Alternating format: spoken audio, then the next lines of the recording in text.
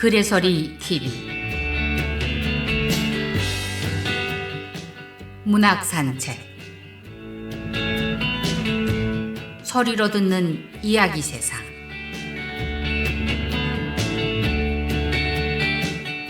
연속 낭독 시간입니다. 오늘 이 시간에는 계속하여 한강 작가님의 연작 소설 채식주의자 4부를 낭독해 드리겠습니다.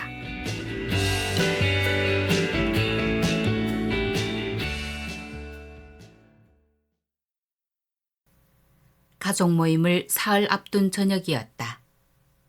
그날 서울은 때이른 무더위를 기록해 큰 건물이나 점포들은 일제히 에어컨을 가동했다. 종일 사무실에서 에어컨을 쐰 나는 냉기에 지쳐서 돌아왔다. 현관문을 열고 아내의 모습을 보자마자 나는 황급히 들어서서 문을 닫았다. 복도식 아파트였으므로 지나가는 사람이 있을까 두려워서였다. 아내는 옅은 회색 면바지 위로 상체를 벌거벗은 채 텔레비전 장식장 앞에 기대앉아 감자 껍질을 벗기고 있었다. 선명히 드러난 쇄골 아래로 너무나 살이 빠져 이제는 조금 둔덕져 있을 뿐인 젖가슴이 보였다. 옷은 왜 벗고 있어? 웃음을 지으려 애쓰며 나는 물었다. 아내는 고개를 들지 않은 채 계속해서 감자칼을 놀리며 대답했다. 더워서. 고개를 들어봐. 나는 소리를 내지 않은 채 이를 악물고 속으로 말했다. 고개를 들고 웃어. 그 대답이 농담이라는 걸 보여봐. 그러나 그녀는 웃지 않았다. 저녁 8시였고 베란다 문이 열려 있었고 아파트 안은 덥지 않았다. 아내의 어깨에 깨알 같은 소름이 돋아 있었다. 감자 껍질이 신문지 위로 수북하게 쌓여 있었다. 30개도 넘는 감자들이 작은 언덕을 이루고 있었다. 그걸로 뭘 하려고? 나는 태연을 가장해 물었다. 쪄 먹으려고. 그걸 다? 응. 나는 비실비실 웃음을 흘리며 그녀가 따라 웃기를 기다렸다. 하지만 그녀는 웃지 않았다. 내 얼굴을 올려다보지도 않았다. 그냥 허기가 져서 그래. 꿈에 누군가의 목을 자를 때 끝까지 잘라지지 않아 덜컹거리는 머리채를 잡고 마저 칼질을 할 때 미끌미끌한 안구를 손바닥에 올려놓을 때 그러다 깨어날 때 생시에 뒤뚱거리며 내 앞을 걸어가는 비둘기를 죽이고 싶어질 때 오래 지켜보았던 이웃집 고양이를 목 조르고 싶을 때 다리가 후들거리고 식은땀이 맺힐 때 내가 다른 사람이 된 것 같은 때 다른 사람이 내 안에서 솟구쳐 올라와 나를 먹어버린 때 그때 입 안에 침이 고여 정육점 앞을 지날 때 나는 입을 막아 혀뿌리부터 차올라 입술을 적시는 침 때문에 입술 사이로 새어나와 흘러내리려는 침 때문에 잘 수 있다면 단 1시간이라도 이식을 놓을 수 있다면 셀 수 없이 깨어나 맨발로 서성거리는 밤에 집은 식어 있어 식은 밥, 식은 국처럼 싸늘해. 검은 창밖으로 아무것도 보이지 않아. 어두운 현관문이 간혹 덜컹거리는 소리를 내지만 문을 두드린 사람 따위는 없어. 돌아와 이불 밑에 손을 넣어보면 다 식어 있어. 이제 5분 이상 잠들지 못해. 설핏 의식이 나가자마자 꿈이야. 아니, 꿈이라고도 할 수 없어. 짧은 장면들이 단속적으로 덮쳐와. 번들거리는 짐승의 눈, 피의 형상, 파헤쳐진 두개골, 그리고 다시 맹수의 눈. 내 뱃속에서 올라온 것 같은 눈. 떨면서 눈을 뜨면 내 손을 확인해. 내 손톱이 아직 부드러운지, 내 이빨이 아직 온순한지. 내가 믿는 건 내 가슴뿐이야. 난 내 가슴이 좋아. 젖가슴으론 아무것도 죽일 수 없으니까. 손도 발도 이빨과 새치혀도 시선마저도 무엇이든 죽이고 해칠 수 있는 무기잖아. 하지만 가슴은 아니야. 이 둥근 가슴이 있는 한 난 괜찮아. 아직 괜찮은 거야. 그런데 왜 자꾸만 가슴이 여유있는 거지? 이젠 더 이상 둥글지도 않아. 왜지? 왜 나는 이렇게 말라가는 거지? 무엇을 찌르려고 이렇게 날카로워지는 거지? 햇볕이 잘 드는 남향 아파트의 17층이었다. 앞동이 전망을 가로막고 있긴 했지만 뒤쪽으로는 멀리 산자락이 보였다. 이제 너희 걱정은 다 잊어버렸다. 완전히 자리를 잡았구나. 장인이 수저를 들며 한마디 했다. 처형이 결혼 전부터 운영해온 화장품 가게의 수입으로 분양받은 아파트였다. 그녀는 만삭이 될 때까지 점포를 3배로 넓혔고 출산 후에는 밤에만 잠깐씩 들러 가게를 운영해왔다.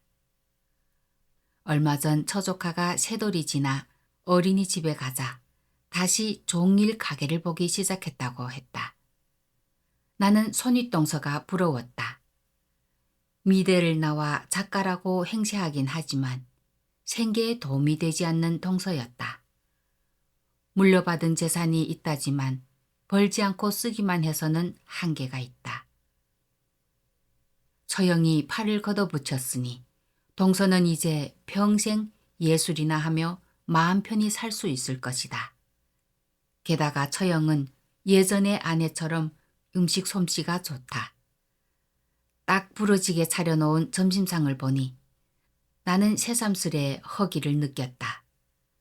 적당히 살이 붙은 처형의 몸매, 사근사근한 말씨, 커다랗게 쌍꺼풀진 눈을 바라보며 나는 내가 잃고 살아왔을지 모를 많은 것들을 아쉬워했다.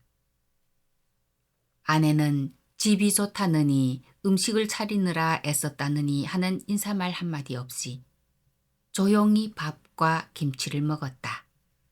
그것 외에는 그녀가 먹을 것이 없었다. 그녀는 계란을 원료로 한 마요네즈도 먹지 않았으므로 먹음직스러워 보이는 샐러드에조차 젓가락을 대지 않았다.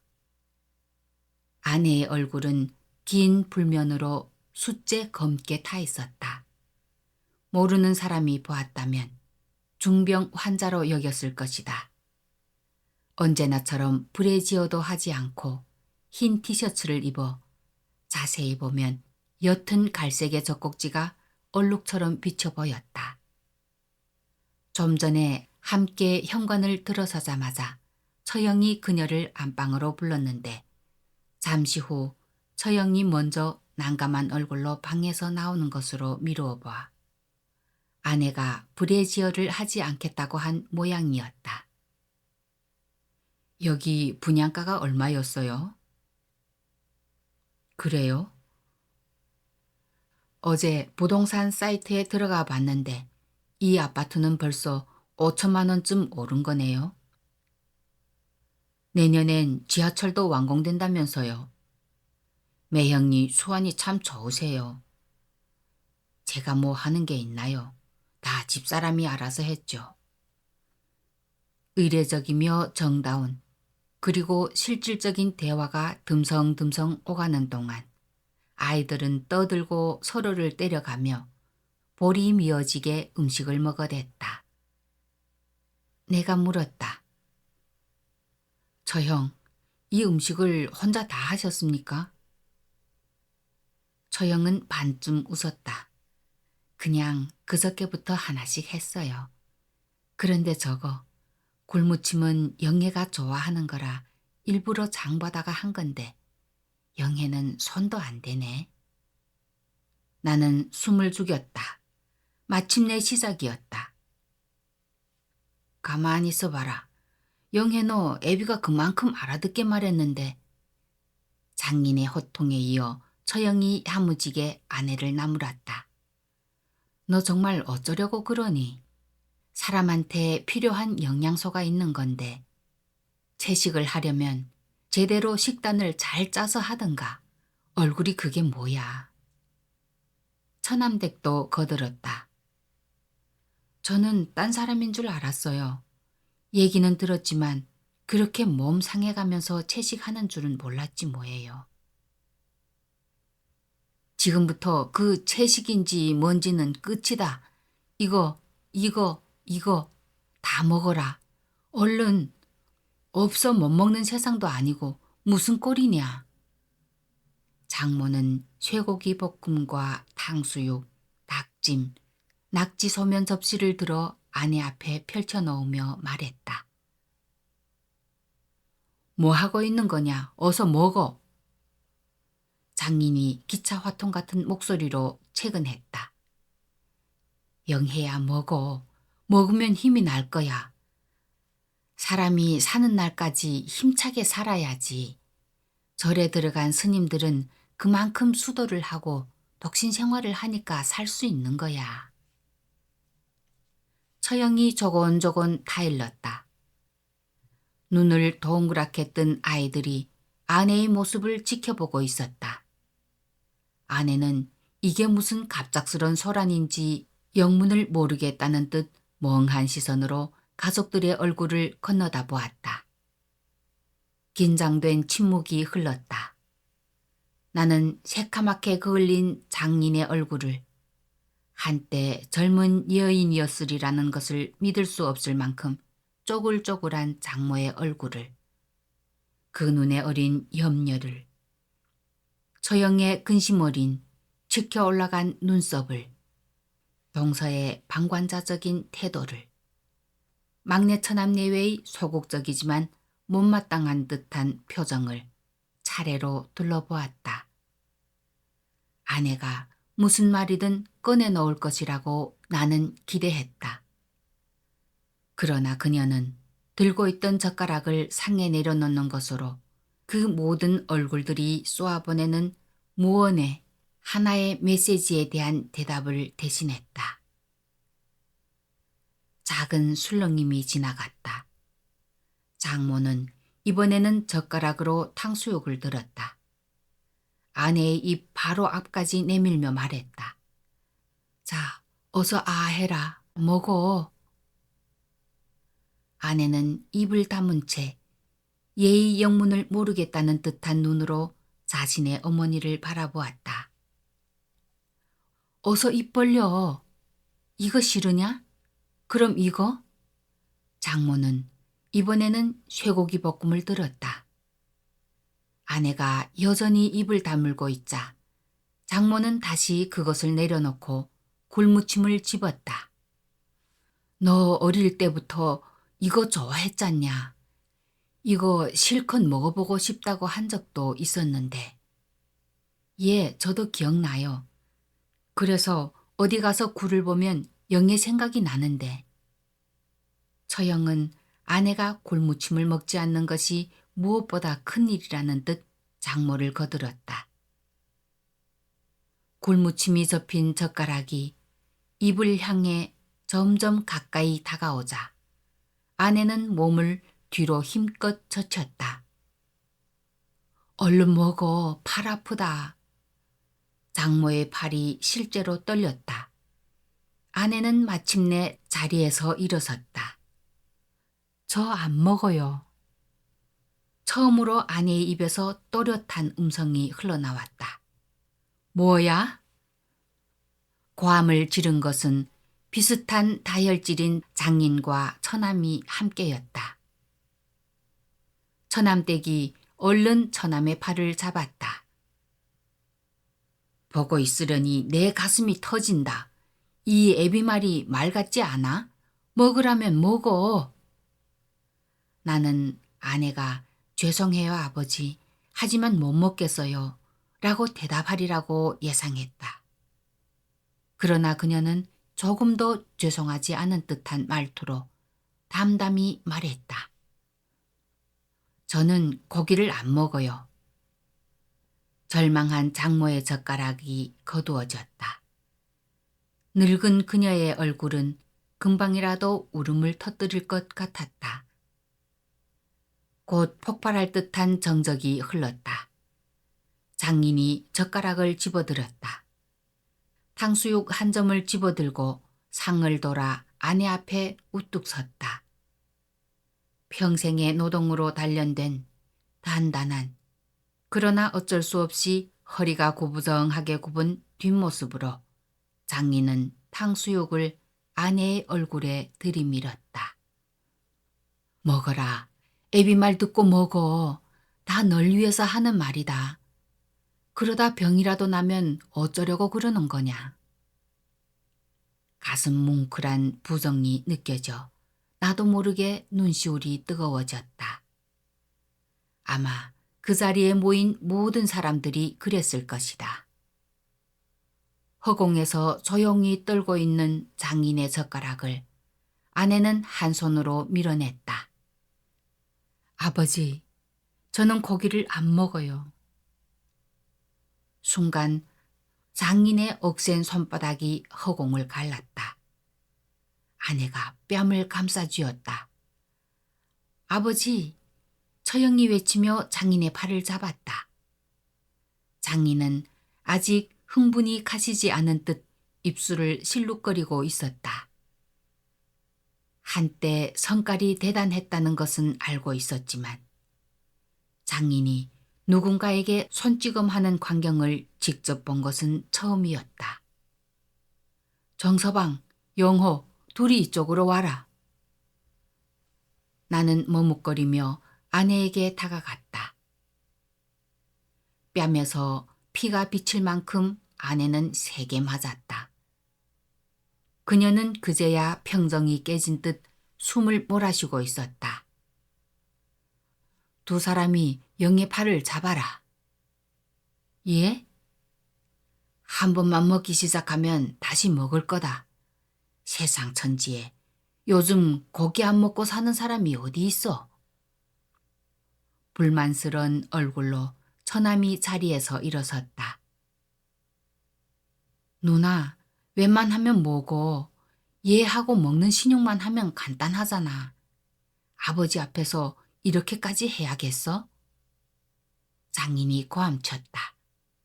무슨 얘기를 하고 있어? 어서 팔 잡아라. 정서방도. 아버지, 왜 이러세요? 처형이 장인의 오른팔을 잡았다. 장인은 이제 젓가락을 내던지고 손으로 탕수육을 들고 아내에게 다가갔다. 아내가 엉거주춤 뒷걸음질 치는 것을 처남이 붙잡아 바로 세웠다. 누나, 그냥 좋게 먹어. 누나가 받아서 먹어. 처형이 애원했다. 아버지, 제발 그만하세요. 처형이 장인을 잡은 팔힘보다 처남이 아내를 잡은 팔힘이 셌으므로 장인은 처형을 뿌리치고 탕수육을 아내 입에 갖다 댔다. 입을 굳게 다문 채 아내는 신음소리를 냈다. 뭔가 말하기 위해 입을 벌리면 그것이 입에 들어올까봐 말조차 하지 못하는 것 같았다. 아버지! 처남은 소리쳐 만류했으나 얼결에 아내를 잡은 손을 놓지 않고 있었다. 고통스럽게 몸부림치는 아내의 입술에 장인은 탕수육을 짓이겼다. 억센 손가락으로 두 입술을 열었으나 악물린 이빨을 어쩌지 못했다. 마침내 다시 화가 머리끝까지 치민 장인이 한 번 더 아내의 뺨을 때렸다. 아버지, 처형이 달려들어 장인의 허리를 안았으나 아내의 입이 벌어진 순간 장인은 탕수육을 쑤셔 넣었다. 처남이 그 서슬에 팔에 힘을 빼자 으르렁거리며 아내가 탕수육을 뱉어냈다. 짐승 같은 비명이 그녀의 입에서 터졌다. 비켜. 아내는 몸을 웅크려 현관 쪽으로 달아나는가 싶더니 뒤돌아서서 교자상에 놓여있는 과도를 집어들었다. 영혜야. 장모의 끊어질 듯한 음성이 살벌한 정적 위에 떨리는 금을 그었다. 아이들이 참았던 울음을 터뜨렸다. 이를 악문 채 자신을 지켜보고 있는 사람들의 눈을 하나씩 응시하다가 아내는 칼을 치켜들었다. 말려, 피해. 아내의 손목에서 분수처럼 피가 솟구쳤다. 흰 접시 위로 붉은 피가 비처럼 쏟아졌다. 무릎을 접고 주저앉은 아내에게서 칼을 뺏은 것은 그때까지 줄곧 방관하고 앉아있던 동서였다. 뭐해? 아무 수건이라도 가져와. 동서는 특공대 출신답게 능숙한 솜씨로 아내의 손목을 지혈한 뒤 그녀를 들쳐 업었다. 자네는 빨리 내려가 시동 걸어. 나는 더듬더듬 구두를 찾았다. 짝이 맞지 않아 두 번을 바꿔 신은 뒤에야 현관문을 열고 나갈 수 있었다.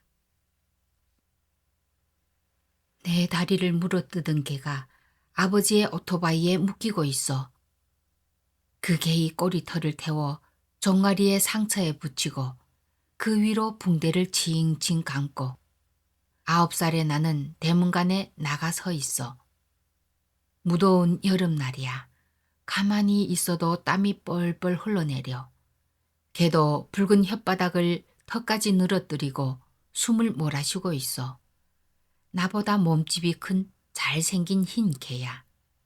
주인집 딸을 물어뜯기 전까진 영리하다고 동네에 소문났던 녀석이었지. 아버지는 녀석을 나무에 매달아 불에 그슬리면서 두들겨 패지 않을 거라고 했어. 달리다 죽은 개가 더 부드럽다는 말을 어디선가 들었대. 오토바이에 시동이 걸리고 아버지는 달리기 시작해. 개도 함께 달려. 동네를 2바퀴, 3바퀴 같은 길로 돌아. 나는 꼼짝 않고 문간에 서서 점점 지쳐가는 헐떡이며 눈을 희번떡이는 흰둥이를 보고 있어. 번쩍이는 녀석의 눈과 마주칠 때마다 난 더욱 눈을 부릅떠. 나쁜 놈이게 나를 물어? 5바퀴째 돌자 개는 입에 거품을 물고 있어. 줄에 걸린 목에서 피가 흘러 목이 아파 낑낑대며 개는 질질 끌리며 달려. 6바퀴째 개는 입으로 검붉은 피를 토해. 목에서도 입에서도 피가 흘러. 거품 섞인 피, 번쩍이는 두 눈을 나는 꼿꼿이 서서 지켜봐. 7바퀴째 나타날 녀석을 기다리고 있을 때 축 늘어진 녀석을 오토바이 뒤에 실은 아버지가 보여. 녀석의 덜컹거리는 내 다리, 눈꺼풀이 열린 핏물이 고인 눈을 나는 보고 있어. 그날 저녁 우리 집에선 잔치가 벌어졌어. 시장 골목에 알만한 아저씨들이 다 모였어. 개에 물린 상처가 나으려면 먹어야 한다는 말에 나도 한 입을 또 넣었지. 아니, 사실은 밥을 말아 한 그릇을 다 먹었어. 들깨 냄새가 다 덮지 못한 누린내가 코를 찔렀어. 국밥 위로 어른거리던 눈, 녀석이 달리며 거품 섞인 피를 토하며 나를 보던 두 눈을 기억해. 아무렇지도 않더군. 정말 아무렇지도 않았어.